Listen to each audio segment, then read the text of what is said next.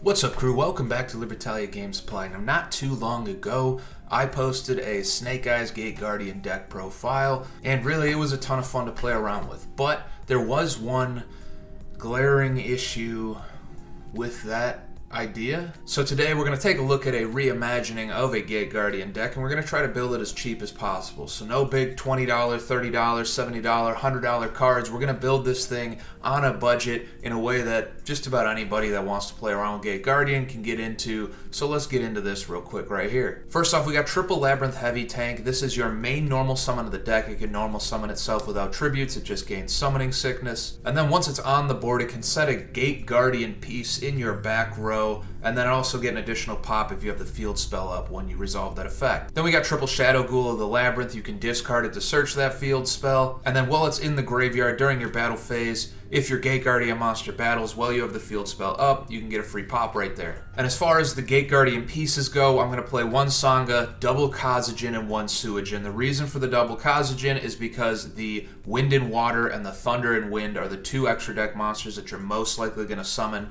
most often, and so having that extra copy of Kazajin is just going to help you out with that a little bit. And then we're also going to play the one Dark Guardian. If you happen to see it in your opening hand, it's very much so a free, just big body. It got a little bit of built-in protection. It can really help you close out games with that 3800 attack, and it would just feel wrong to not play the anime card in the anime deck. Now, I chose to go with a Danger Engine in this version of Gate Guardian. There is a decent amount of synergy. A lot of the times the deck doesn't care about your Gate Guardian pieces being in the graveyard, so they're free discards. And I loaded up on names so that you can get some of the additional effects if you happen to open multiple dangers or need to search other ones to try to get additional bodies on board for link summoning. So we're playing the one Bigfoot and the one Thunderbird. They're just names, and they get that pop effect if they get discarded. We're playing the three Nessie and the two Dogman. They're your level 7, so they synergize with the actual Gate Guardian pieces that might hit the board, allowing you for some rank 7 plays. Nessie is also just one of the best danger monsters, so playing it at 3 is a no-brainer. And then we're playing the one Jackalope and the one Tsuchinoko because they both have free special summon effects if they get discarded,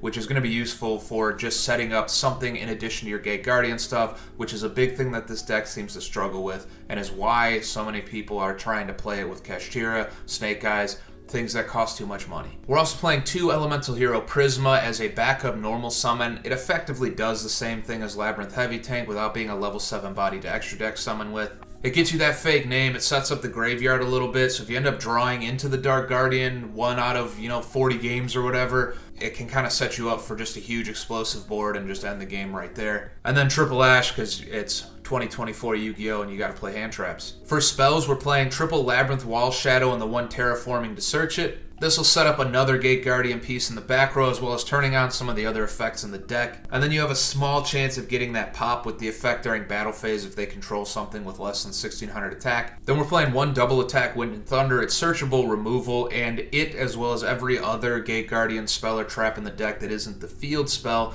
can banish itself from the graveyard in the same turn that you were to use it in order to recur either one of your banished Gate Guardian pieces or search one out of your deck, and so it can help you set up extra deck plays in that way as well. And then we're playing two Dark Element and two Rairyoku Guardian. These are going to help you set up that OTK. Super easy OTK with the Rairyoku Guardian. Ideally, we're just looking to open one of them and search the other. Very simple. I could see the argument for 3 Element and 1 Guardian. Element is a slightly better card, but I figured the 2 and 2 just worked out well. You can use the Rairyoku Guardian on other things outside of just the combined, and so I went with 2 and 2 here.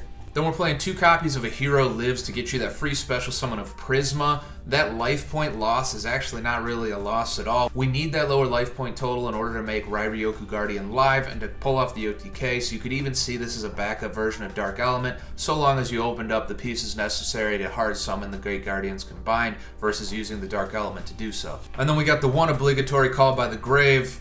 It's a Hail Mary in any deck, really, at this point. And for our traps, we've got the one Prey of the Jirai Gumo. It's a free body on the board, plus you get that pop if you get lucky with the column you set it in. And it just sprinkles in a little bit of that anime flavor, and I love that kind of stuff. And we're also playing 2 Imperm because, once again, 2024, gotta have hand traps in a Yu-Gi-Oh! Deck. For the extra deck, we're playing the 1 IP. This is generic to an extent, and the reason that this matters is because we need a Gate Guardian in the graveyard for Dark Element to be live. So this accomplishes that task very easily, as well as setting up our one Unicorn as very cheap removal. Cheap in this case referring to the actual price of the card. If you have SP, play that instead, but I do not, so Unicorn it is. We're also playing the one BLS Soldier of Chaos. It's pretty easy to make in this deck while gaining that extra effect. You get the option of those couple of interesting effects there, so it can fit into the deck pretty well, as well as one Appaloosa for all the negates and one Mekk-Knight Crusadia Avermax as a late game bomb. For our Xyz monsters, we're playing one Dark Arm, the Dragon of Annihilation. It gets you that detach for a pop. The banish cost doesn't really mean anything in this deck because we have so many ways to get our Banish Gate Guardian pieces back. We're playing the one Flare Metal as a little bit of a floodgate. It's just so much burn. And we're playing the one Big Eye because I know you said your monster, but what I think you actually meant was